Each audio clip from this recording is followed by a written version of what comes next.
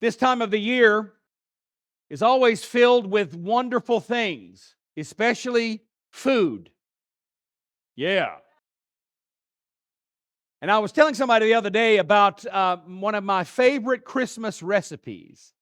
One of my favorite Christmas recipes is potato candy. Never heard of potato candy, have you? Well, get your paper and pen out. Potato candy is, for those of us who were raised in the American South, especially those of us who were raised in the American South when we didn't have much money and didn't have many things, and we lived on a farm, and we lived in rural areas where basically we just didn't have much stuff, but we had potatoes and we had sugar. My grandmother would make potato candy for Christmas. Potato candy is very simple. You peel a potato, you boil it till it's fallen to pieces. You take about half of it. Don't use the whole potato, folks. You'll have potato candy till Jesus comes. You boil the potato, take about half of it, mash it up, and then start adding confection sugar. And I mean you add confection sugar until you've got a dough. And then you roll that dough out and you spread peanut butter on it. And then you roll it up in a log and you sprinkle the powdered sugar on the top and you cut it up in little pieces and you put it in the refrigerator for about 3 or 4 hours. And at the end of that time in the refrigerator, you've got probably one of the best things that you ever put in your face. But don't eat more than 2, or I promise you, you'll be wired for sound for a week. I love food. And I enjoy this time of year because there's so much wonderful things that we can eat and enjoy. But brothers and sisters, physical food and physical hunger is a mere icon given to us by God to draw us to the spiritual food and the only true hunger that really, really matters in our lives. And Christmas tells the tale. Why is that, Father? Well, I'll be very blunt. How many of you have ever seen a manger scene? You ever seen a manger scene before? You know what a manger is, right? It's a feeding trough. That's where you put food for the animals. Isn't it interesting that the bread that came down from heaven was laid in a feeding trough? By the way, that's not a mistake, folks. And do you know where Jesus was born?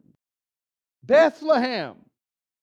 Do you know what the word Bethlehem means? It means the house of bread.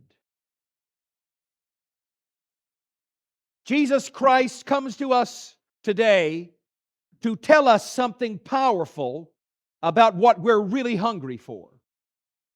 And if you miss this hunger, or you try to satisfy this true hunger, the only true hunger that you really have, if you try to satisfy this hunger in any other way except through Jesus Christ, you will find your life filled with the challenges of chaos and disorder. But if you're wise enough and humble enough and courageous enough to take Christmas at face value, where God Himself is telling us this evening that to be born in the stable in just a bit is the only true food you'll ever need. The food that came down from heaven. In fact, Jesus goes on to say something in John 6 that causes many of His disciples to leave Him. In John 6, you know what Jesus says?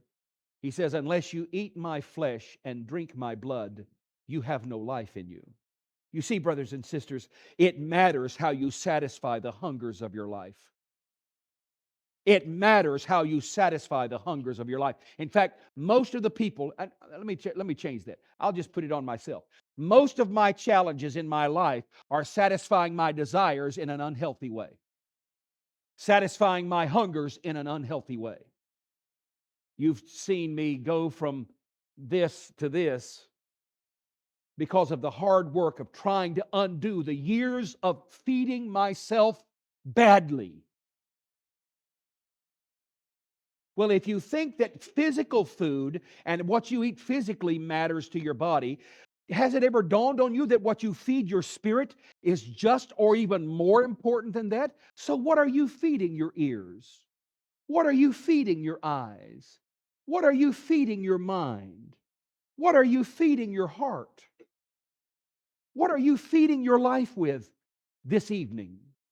Is it the bread that was born in the house of bread, laid in the stable, in the manger in the stable? That true food that will actually finally satisfy that hunger instead of having you frenzied going through your life trying to find yourself. In the 70s, that's what we used to say. I'm trying to find myself. I told one guy, I said, well, here's a mirror. There you are.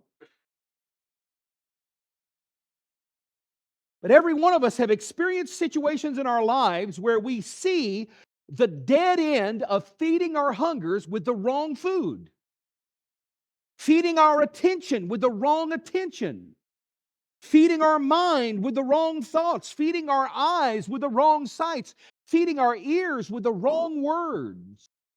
I had an old preacher one time tell me, he said, listen, when somebody starts gossiping to you, stop them and say, please don't use this as a garbage can. Because the old saying about computer programming is exactly right. Garbage in, garbage out. Would you like this Christmas to be the turning point in your life where you stop feeding yourself with less than healthy spiritual food?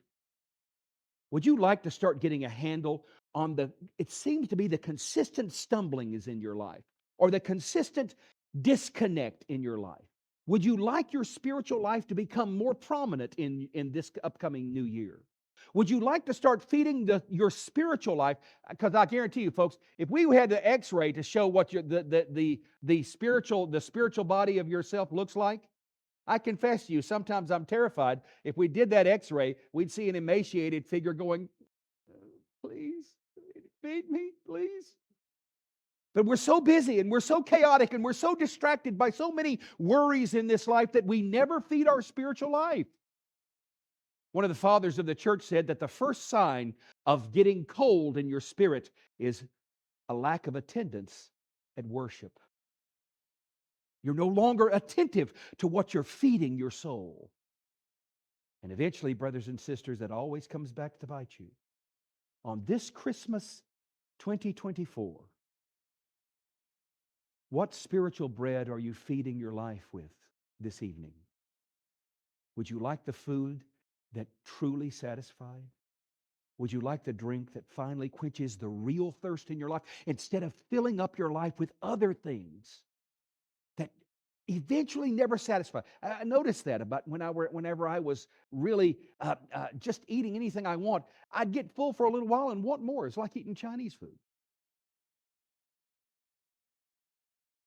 What I was satisfying my hungers with wasn't healthy, and it was killing me.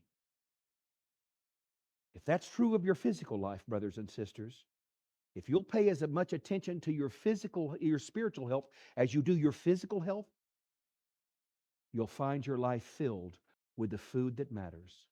This evening, as we celebrate Christmas, the bread has come to us, and he's been laid in a feeding trough. And God is going to say to us in just a bit, with the fear of God, with faith and with love, draw near and take the bread that will finally satisfy your truest hunger. Amen. Thank you so much for watching. I pray this was a blessing to you.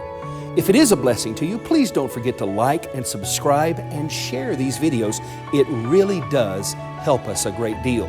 Speaking of helping us, if you'd like to support this media outreach, go to our Patreon site at Faith Encouraged on patreon.com. You can also visit us at our website at faithencouraged.org and write me at frbarnabas@faithencouraged.org. I look forward to seeing you next time. Don't forget to like and subscribe. God bless you.